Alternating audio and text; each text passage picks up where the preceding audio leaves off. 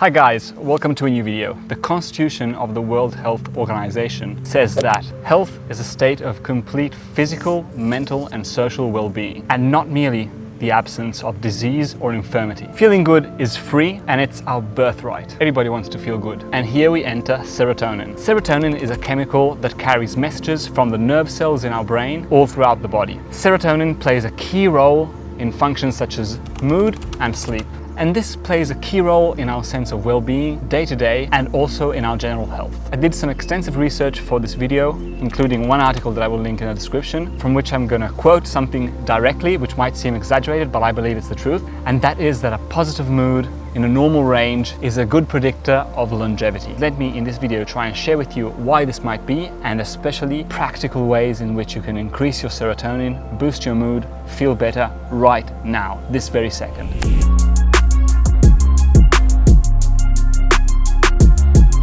So a reason for pursuing non-pharmacological ways to increase serotonin is simply because it is becoming more and more apparent through studies, but through general consensus, that feeling good and feelings of well-being directly correlate to our health, our longevity and our quality of life. So serotonin, happiness and well-being are not only important in their own right, like for this very second, for feeling good, like every one of us wants to, but it is directly impacting our health and longevity. So trying to increase serotonin can be a very beneficial thing to do. Positive moods generally correlate to positive outcomes in mostly everything: work, life, sport. And negative moods generally correlate with negative outcomes. So the key reason to try and increase serotonin by natural methods is to improve our mood. That has a cascade of effects on all the other aspects of our life. Now I would like to share with you some of the ways by which you can increase serotonin and feelings of well-being. I know that a lot of you might already know many of these things, as they correlate generally with a healthy life, but I would like to share them anyway, just in case you might find some new tricks or tips that can help you raise serotonin even further. So the first key thing to increase serotonin is exposure to bright light. Exposure to bright light is already in a clinical setting a treatment for seasonal depression. So depression that comes with winter months, especially in the northern hemisphere, the closer you go to the North Pole. This is something that I personally feel too when I am in Italy in winter. I am way more depressed than when I'm like in Asia, in the tropics, or even in summer in Italy,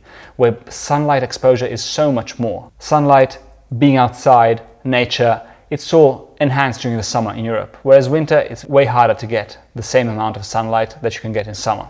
It is believed that increased exposure to sunlight and vitamin D can protect against anxiety, depression, and all those kinds of symptoms. Another big factor that can impact our mood, as stated by a PhD in one of the resources, is exposure to nature. So getting out in nature, being outside, being in the middle of nature with sunlight, bright light, and man, that just makes me feel good. I so agree with this thing. It can really have a strong impact on our state of mind, giving us a sense of meditative peace, of calmness. Forest bathing, they call it. Just going out in nature and chilling in nature just makes us feel so good. On top of that, a lack of vitamin D, which directly correlates with sunlight, has been correlated with depression, anxiety, and all those symptoms. So getting outside and getting regular exposure to sun can really help boost serotonin and improve our mood. Another strategy to increase serotonin is exercise. A comprehensive review of the relation of movement and mood concluded that antidepressant and anxiolytics effects have been clearly demonstrated, so there is a clear link. Exercise improves mood in subclinical population as well as in patients. The most consistent effect is seen when people undertake aerobic activity at a level of difficulty to which they are familiar. So not too hard,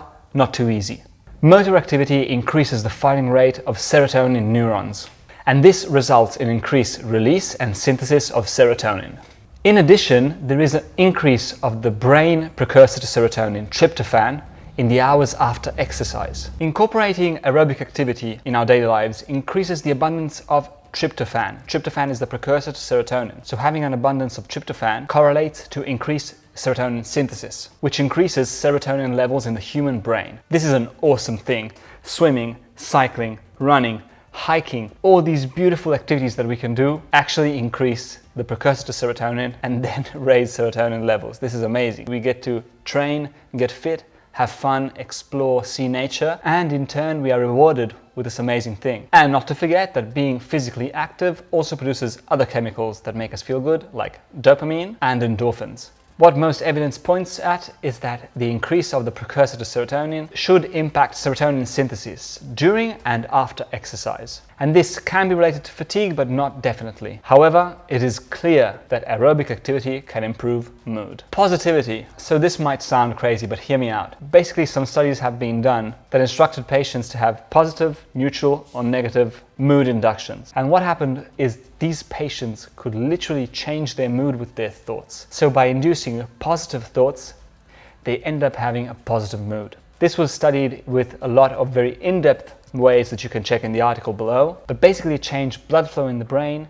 serotonin, and a bunch of different other things, just with the power of thinking positive thoughts. When we practice thinking positive thoughts, we in turn feel more joy. So if we feed our brain with positive inputs, positive thoughts, our mood will have an increase. The brain is cued to create more serotonin in response to positive emotion. This is absolutely mind-blowing, but I find it to be true. I think this has something to do also with law of attraction and the mirror analogies. If you look at the mirror and you don't smile, the mirror will never smile back at you. What you put out is what you get back. Another thing that researchers say is that taking it to the next level, we can extrapolate that more positive thinking can play a role in neuroplasticity, the brain's ability to modify, change, and adapt. When positive thoughts are generated, production of our stress hormone, cortisol, is reduced, and serotonin synthesis is increased, creating a feeling of more overall well-being. A great tip that I found is keeping a gratitude journal, so things we are grateful for.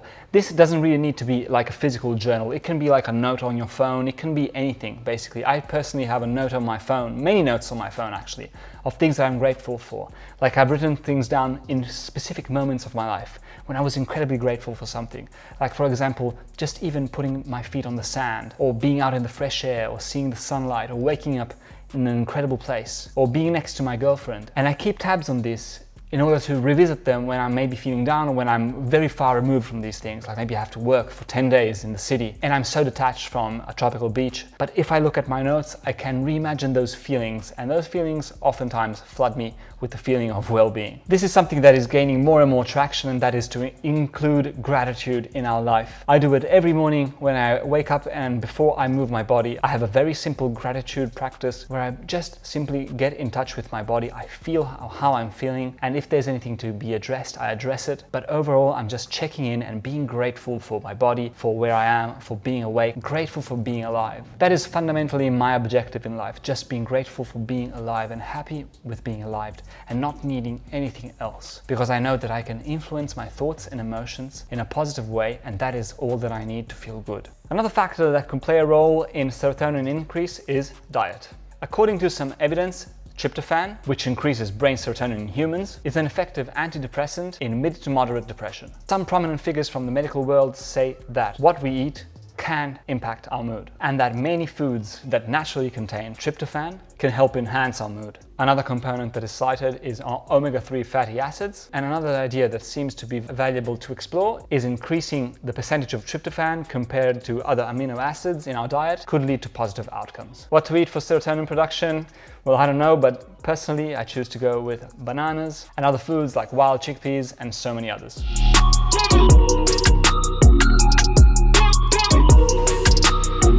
Listening to music. Oh man, music is amazing. I love it. I've made a whole video about this. Music can make us feel and trigger a whole different variety of emotions, from super happy to super sad. It can also help us access serotonin. Listening to music you like and that makes you feel happy activates the pleasure center in the brain, and this in turn produces dopamine and serotonin. And not only does it produce it, but it keeps it around for a long time. So music is an awesome tool to increase serotonin right now, this very second. Not to get too in the weeds with science, but there's animal model research that indicates that listening to melodic music can directly increase the release and concentration of brain neurotransmitters known as monoamines, which includes dopamine and serotonin. And another fascinating thing is that both familiar music that we already know, and listening to new music can both be beneficial. So serotonin, made to make us feel good. Feeling good is our birthright. Those were just some of the ways by which you can increase serotonin, and I personally do many of them, if not all of them, and I find great benefit from it. So I hope you enjoyed this video, this little dive into serotonin and feeling good. Join the Discord chat to chat about anything sport, try, self-development related. Become a member of the channel if you want to access direct chat with me whenever you want with all unlimited questions, and I will see you in the next video.